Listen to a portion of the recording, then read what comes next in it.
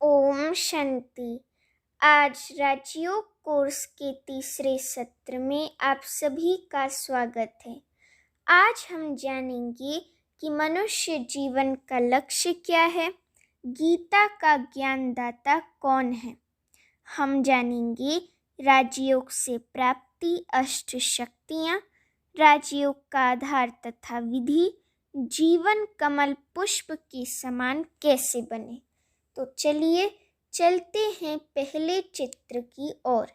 इस चित्र में विश्व के प्रथम महाराजन और महारानी श्री लक्ष्मी और श्री नारायण डबल ताजधारी रूप में दिखाए गए हैं।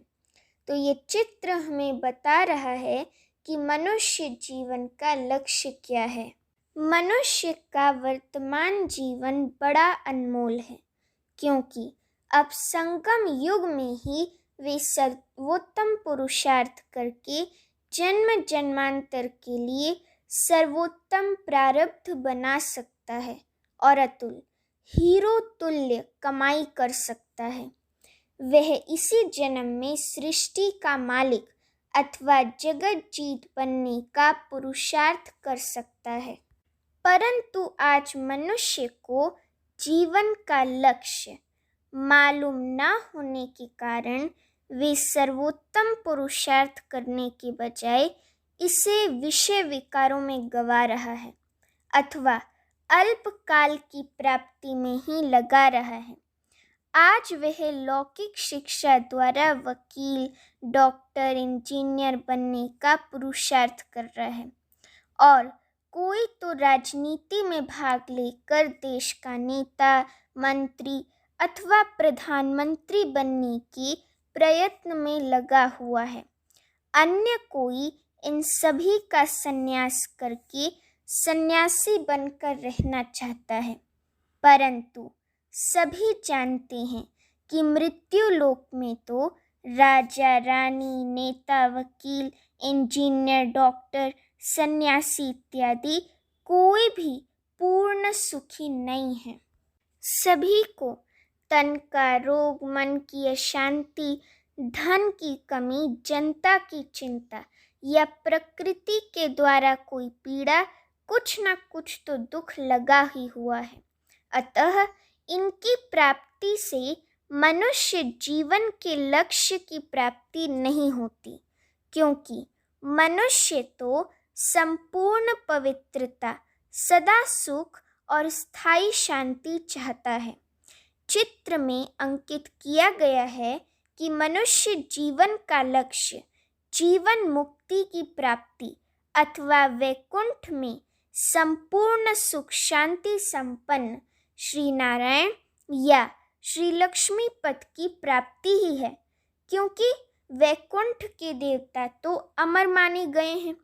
उनकी अकाल मृत्यु नहीं होती, उनकी काया सदा निरोगी होती है और उनके खजाने में किसी भी प्रकार की कमी नहीं होती।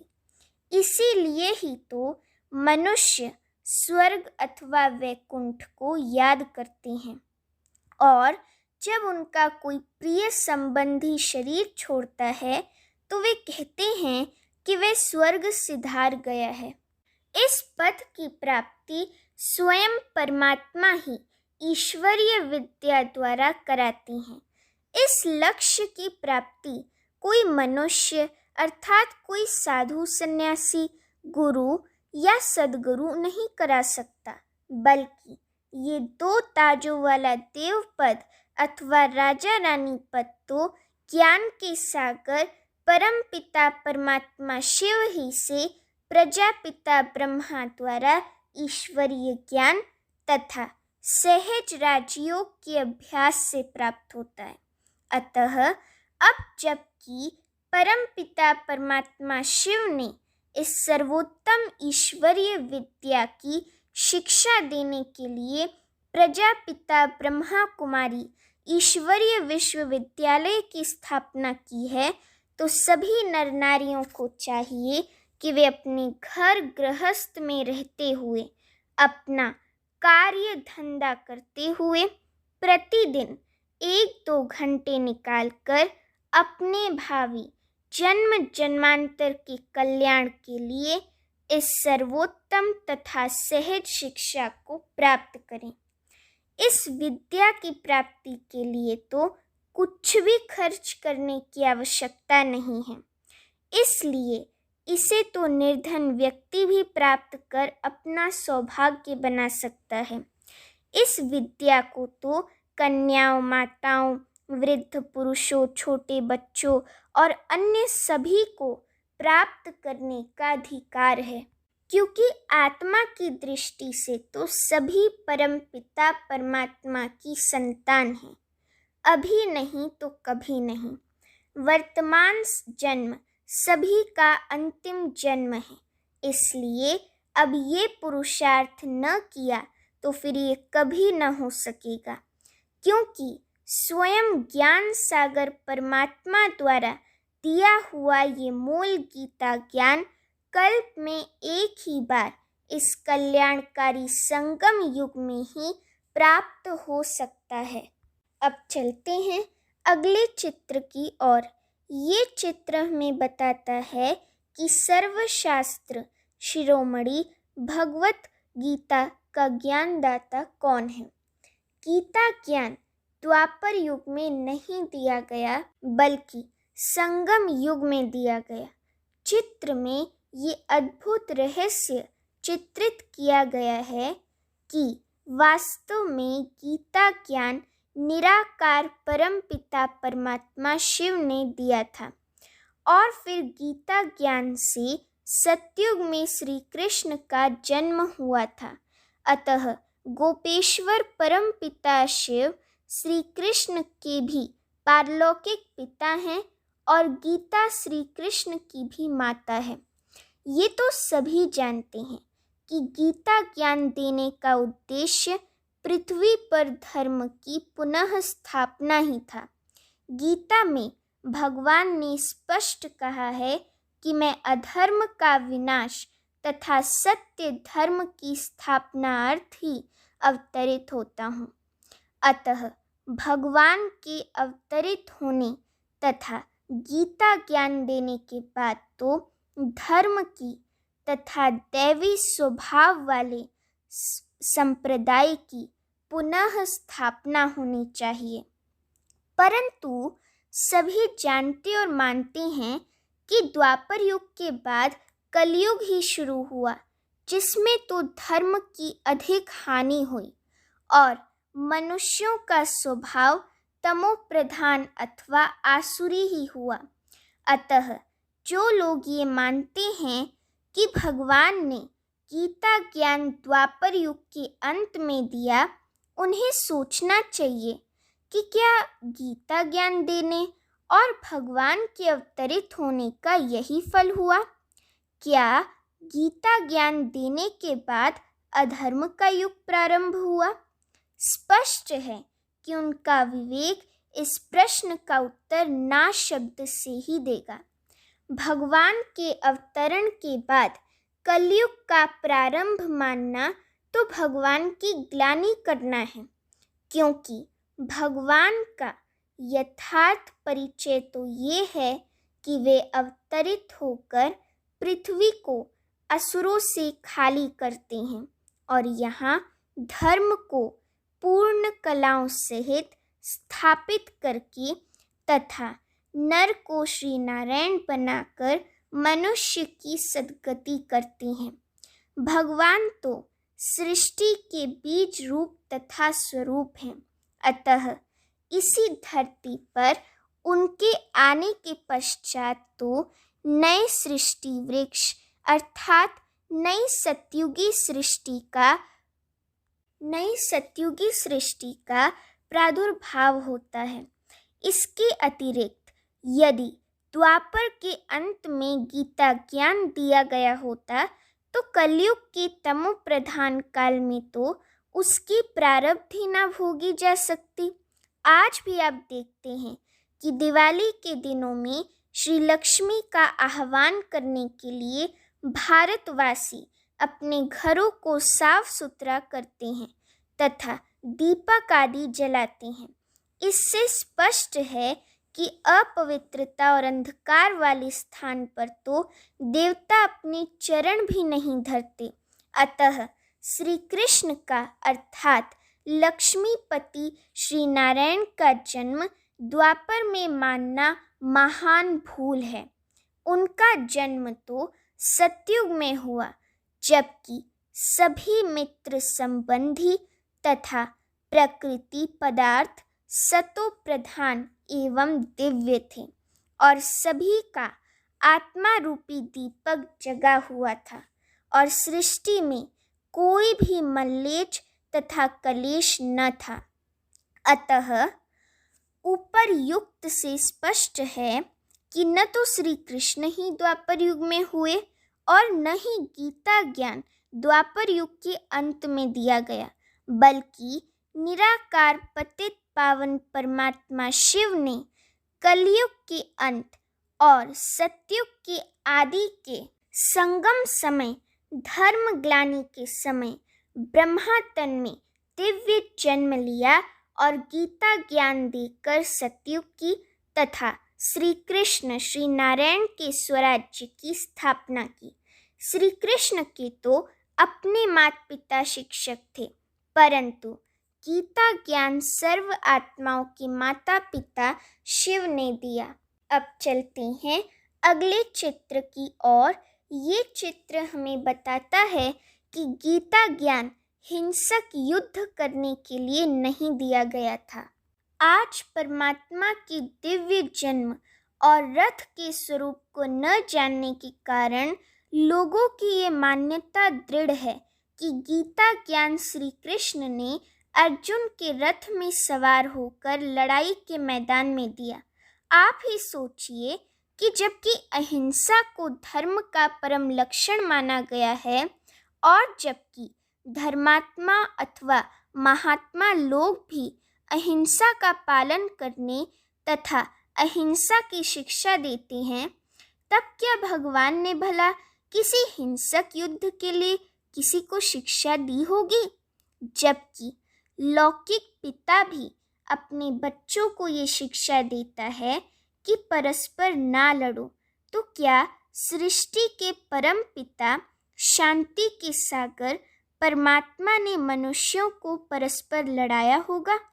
ये तो कदापि नहीं हो सकता। भगवान तो दैवी स्वभाव वाले संप्रदाय की तथा सर्वोत्तम धर्म की स्थापना के लिए ही गीता ज्ञान देते हैं और उससे तो मनुष्य राग, द्वेष, हिंसा और क्रोध इत्यादि पर विजय प्राप्त करते हैं। अतः वास्तविकता ये है कि निराकार परम पिता परमात्मा शिव ने इस सृष्टि रूपी कर्म क्षेत्र अथवा कुरुक्षेत्र पर प्रजापिता ब्रह्मा अर्जुन के शरीर रूपी रथ में सवार होकर माया अर्थात विकारों ही से युद्ध करने की शिक्षा दी थी। परंतु लेखक ने बाद में अलंकारिक भाषा में इसका वर्णन किया तथा चित्रकारों ने बाद में शरीर को रथ के रूप में अंकित करके प्रजापिता ब्रह्मा की आत्मा को भी उस रथ में एक मनुष्य अर्जुन के रूप में चित्रित किया।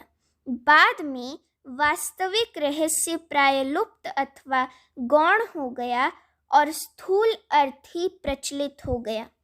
संगम युग में भगवान शिव ने जब प्रजापिता ब्रह्मा के तन रूपी रथ में अवतरित होकर ज्ञान दिया और धर्म की स्थापना की, तब उसके पश्चात कलयुगी सृष्टि का महाविनाश हो गया और सतयुग स्थापन हुआ। अतः इस सर्व महान परिवर्तन के कारण बाद में ये वास्तविक रहस्य प्राय लुप्त हो गया। फिर जब द्वापर युग के भक्ति काल में गीता लिखी गई तो बहुत पहले संगम युग में हो चुके इस वृत्तांत का जो रूपांतर व्यास ने वर्तमान काल का प्रयोग करके इस समय किया, तो समयांतर में गीता ज्ञान को भी व्यास के जीवन काल में अर्थात द्वापर युग में दिया गया ज्ञान मान लिया, परंतु इस भूल से संसार में बहुत बड़ी हानि हुई, क्योंकि यदि लोगों को ये रहस्य ठीक रीति से मालूम होता कि गीता ज्ञान निराकार परमपिता परमात्मा शिव ने दिया था, जो कि श्री कृष्ण के भी पारलौकिक पिता हैं और सभी धर्मों के अनुयायियों के परम पूज्य तथा सबके एकमात्र सद्गति दाता तथा राज्य भाग्य देने वाली हैं, तो सभी धर्मों के अनुयायी गीता को ही संसार का सर्वोत्तम शास्त्र मानते और उनके महावाक्यों को परम पिता के महावाक्य मानकर उनको शिरोधार्य करते और वे भारत को ही अपना सर्वोत्तम तीर्थ मानते तथा शिव जयंती को गीता जयंती तथा गीता जयंती को शिव जयंती के रूप में भी मनाते। वे एक ज्योति स्वरूप निराकार परम पिता परमात्मा शिव ही से योग युक्त होकर पावन बन जाते तथा उनसे सुख शांति की पूर्ण विरासत ले लेते। परंतु आज उपयुक्त सर्वोत्तम रहस्यों को न जानने के कारण और गीता माता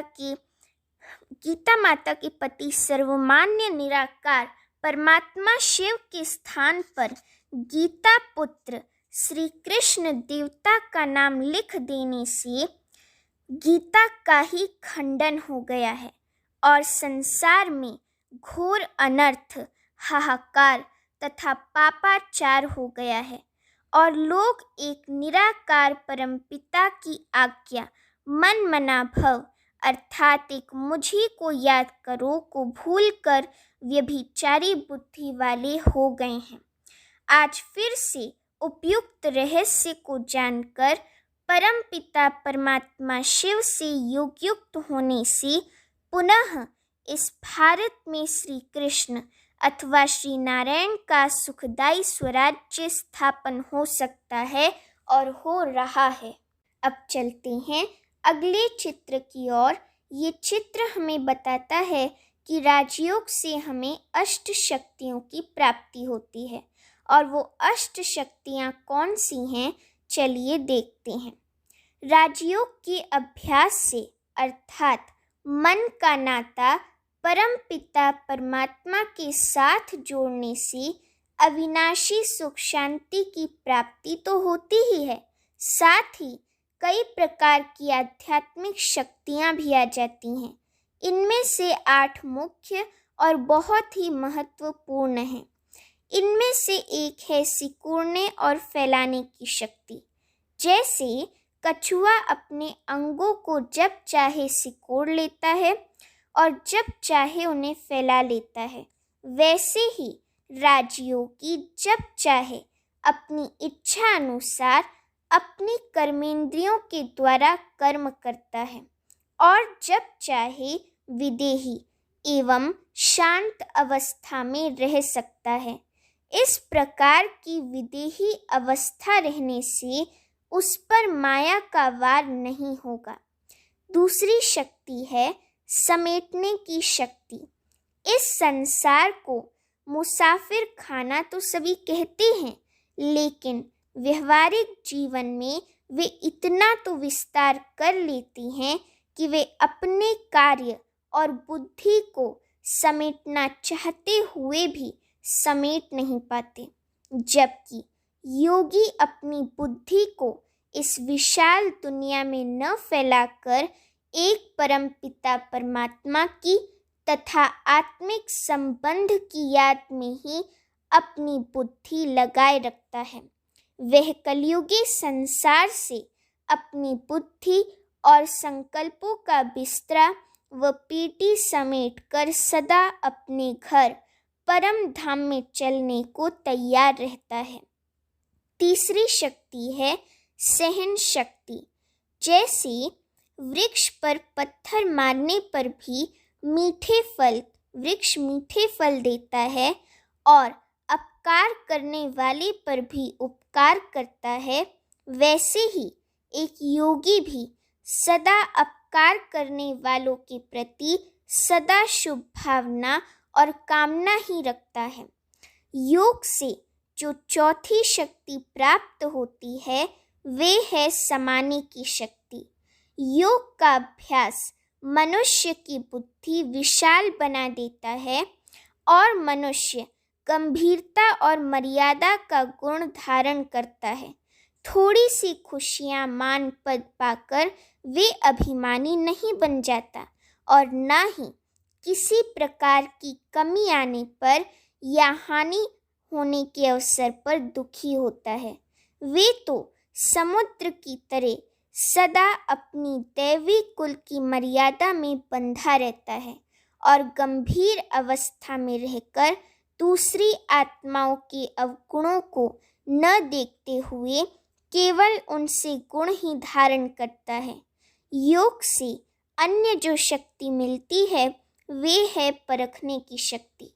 जैसे एक पारखी जौहरी आभूषणों को कसौटी पर परखकर उसकी असली और नकल को जानता है, असल और नकल को जान जाता है, ऐसे ही योगी भी किसी भी मनुष्यात्मा के संपर्क में आने से उसको परख लेता है और उससे सच्चाई या झूठ कभी छिपा नहीं रह सकता। वे तो सदा सच्चे ज्ञान रत्नों को ही अपनाता है तथा अज्ञानता के झूठे कंकड़ पत्थरों में अपनी बुद्धि नहीं फंसाता। एक योगी को महान निर्णय शक्ति भी स्वतः ही प्राप्त हो जाती है। वह उचित और अनुचित बात का शीघ्र ही निर्णय कर लेता है। वे व्यर्थ संकल्प और पर चिंतन से मुक्त होकर सदा प्रभु चिंतन में रहता है। योग के अभ्यास से मनुष्य को सामना करने की शक्ति भी प्राप्त होती है। यदि उसके सामने अपने निकट संबंधी की मृत्यु जैसी आपदा आ भी जाए अथवा संसारिक समस्याएं तूफान का रूप भी धारण कर लें तो भी वे कभी विचलित नहीं होता और उसका आत्मा रूपी दीपक सदा ही जला रहता है तथा अन्य आत्माओं को ज्ञान प्रकाश देता रहता है। अन्य शक्ति जो योग के अभ्यास से प्राप्ति होती है वे है सहयोग की शक्ति। एक योगी अपने तन मन धन से तो ईश्वरीय सेवा करता ही है, साथ ही उसे अन्य आत्माओं का भी सहयोग स्वतः ही प्राप्त हो जाता है, जिस कारण वे कलयुगी पहाड़ विकारी संसार को उठाने में अपनी पवित्र जीवन रूपी अंगुली देकर स्वर्ग की स्थापना के पहाड़ समान कार्य में सहयोगी बन जाते हैं। अब चलते हैं अगले चित्र की ओर। ये चित्र हमें बताता है कि जीवन कमल पुष्प समान कैसे बनाएं। स्नेह और सौहार्द के अभाव के कारण आज मनुष्य को घर में घर जैसा अनुभव नहीं होता। एक मामूली कारण से घर का पूरा वातावरण बिगड़ जाता है। अब मनुष्य की वफादारी और विश्वास पात्रता भी टिकाऊ और दृढ़ नहीं रहे। नैतिक मूल्य अपने स्तर से काफ़ी गिर गए हैं। कार्यालय हो या व्यवसाय, घर हो या रसोई, अब हर जगह परस्पर संबंधों को सुधारने, स्वयं को उसमें ढालने और मिलजुल कर चलने की ज़रूरत है। अपनी स्थिति को निर्दोष एवं संतुलित बनाए रखने के लिए हर मानव को आज बहुत मनोबल इकट्ठा करने की आवश्यकता है। इसके लिए योग बहुत सहायक हो सकता है। जो ब्रह्मा कुमार हैं वे दूसरों को भी शांति का मार्ग दर्शाना एक सेवा। जो ब्रह्मा कुमार हैं वे दूसरों को भी शांति का मार्ग दर्शाना एक सेवा अथवा अपना कर्तव्य समझ करते हैं। ब्रह्मा कुमार जन जन को ये ज्ञान दे रहा है कि शांति पवित्र जीवन का एक फल है और पवित्रता एवं शांति के लिए परमपिता परमात्मा का परिचय तथा उनके साथ मन का नाता जोड़ना जरूरी है। अतः वह उन्हें राजयोग केंद्र अथवा ईश्वरीय मनन चिंतन केंद्र पर पधारने के लिए आमंत्रित करता है, जहां उन्हें ये आवश्यक ज्ञान दिया जाता है कि राजयोग का अभ्यास कैसे करें और जीवन को कमल पुष्प के समान कैसे बनाएं। इस ज्ञान एवं योग को समझने का फल ये होता है कि कोई कार्यालय में काम कर रहा हो या रसोई में कार्यरत हो, तो भी मनुष्य शांति के सागर परमात्मा के साथ स्वयं का संबंध स्थापित कर सकता है। इस सबका श्रेष्ठ परिणाम ये होता है कि सारा परिवार प्यार और शांति के सूत्र में पिरो जाता है। वे सभी वातावरण में आनंद एवं शांति का अनुभव करते हैं और अब वे परिवार एक सुव्यवस्थित एवं संगठित परिवार बन जाता है। दिव्य ज्ञान के द्वारा मनुष्य विकार तो छोड़ देता है और गुण धारण कर लेता है। इसके लिए जिस मनोबल की जरूरत है वे मनुष्य को योग से मिलता है। इस प्रकार मनुष्य अपने जीवन को कमल पुष्प के समान बनाने के योग्य हो जाता है। कमल की ये विशेषता है कि वे जल में रहते हुए भी जल से न्यारा होकर रहता है। हालांकि कमल के अन्य संबंधी जैसे कि कमल ककड़ी, कमल डोडा इत्यादि हैं, परंतु फिर भी कमल उन सभी से ऊपर उठकर रहता है।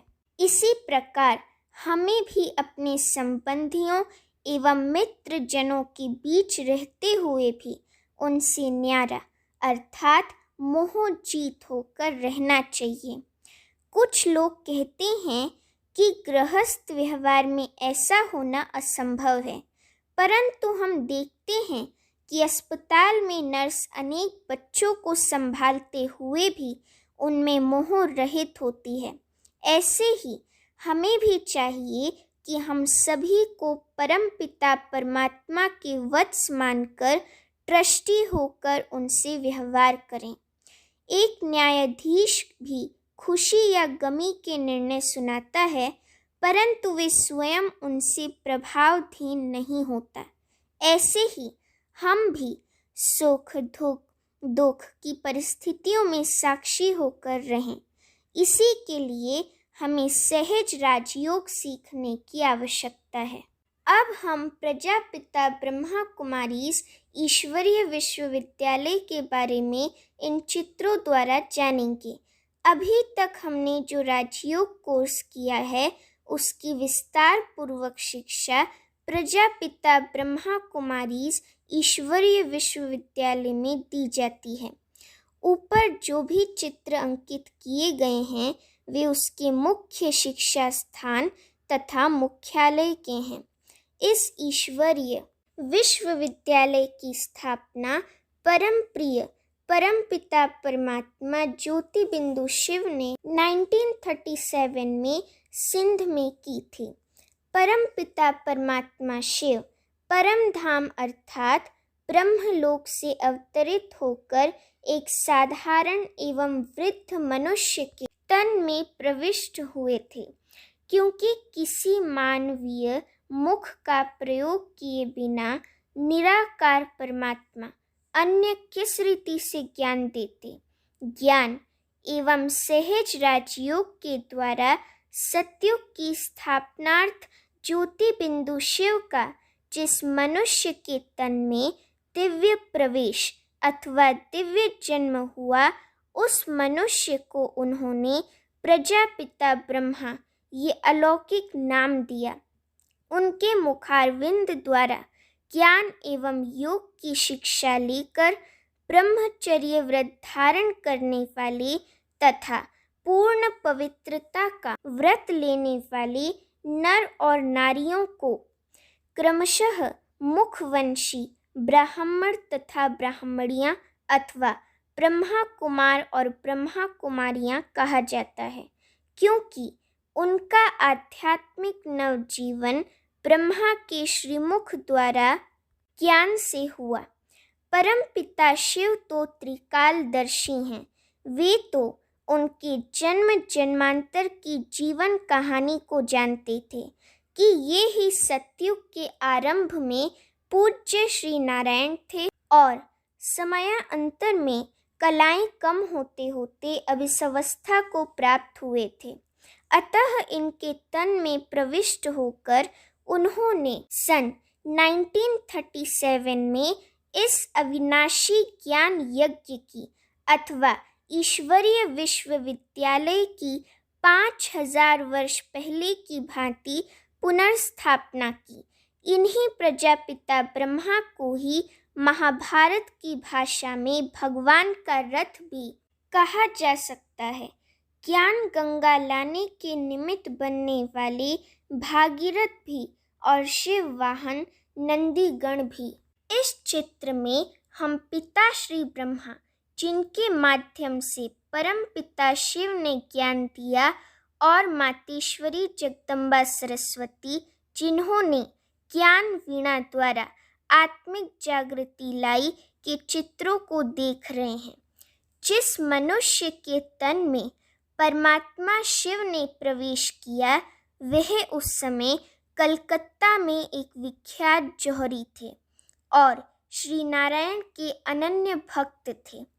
उनमें उदारता, सर्व के लिए कल्याण की भावना, व्यवहार कुशलता, राजकुलोचित शालीनता और प्रभु मिलन की अत्यंत चाह थी।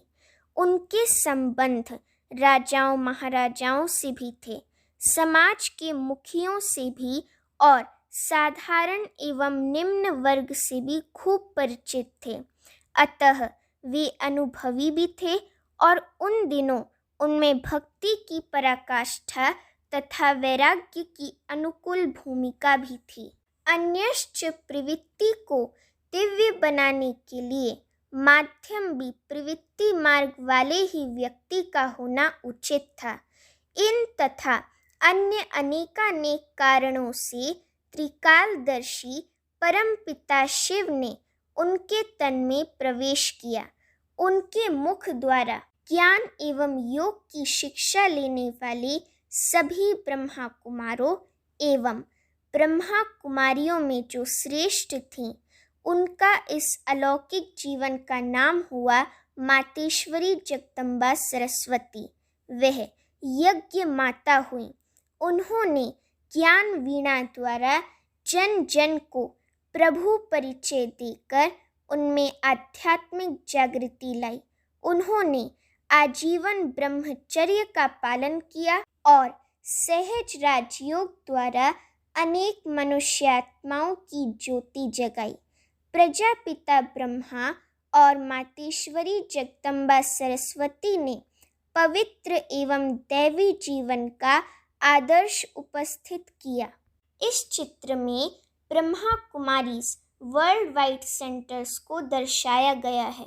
ब्रह्मा कुमारीज ईश्वरीय विश्वविद्यालय एक विश्व स्तरीय आध्यात्मिक आंदोलन है, जो कि समर्पित है व्यक्तिगत परिवर्तन और विश्व नव निर्माण के लिए।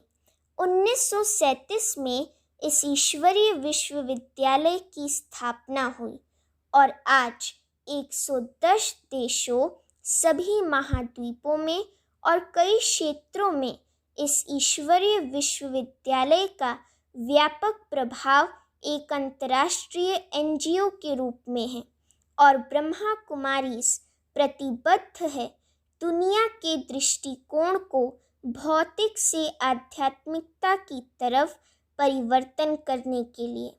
और इस ईश्वरीय विश्वविद्यालय का मुख्य कार्यालय माउंट आबू भारत में स्थित है। संस्था के मुख्य वर्ल्ड वाइड रिट्रीट सेंटर हैं Australia, Oxford retreat centre UK, peace village in New York, Malaysia, Italy, Brazil में है। ओम शांति। अब चलें राजयोग का छोटा सा अभ्यास करेंगे। अपने आप को मस्तक के बीच में स्थित आत्मा के अनादि रूप में अर्थात पॉइंट ऑफ लाइट के रूप में देखें। अब देखें अपने आप को अपने आदि लक्ष्मी नारायण के देवताई स्वरूप में। वहाँ मुझे ये स्मृति रहती है कि मैं एक आत्मा हूँ। बाकी मुझे जो ज्ञान अभी मिल रहा है वे प्राय लोप हो जाता है। मैं आत्मा अपने आदि स्वरूप में हीरो के महलों में रहती थी। मैं संकल्पों से उड़ने वाले पुष्पक विमानों में उड़ती थी। मैं रोज चिड़िया के सास से जागती थी। मैं स्वर्ग की महारानी थी।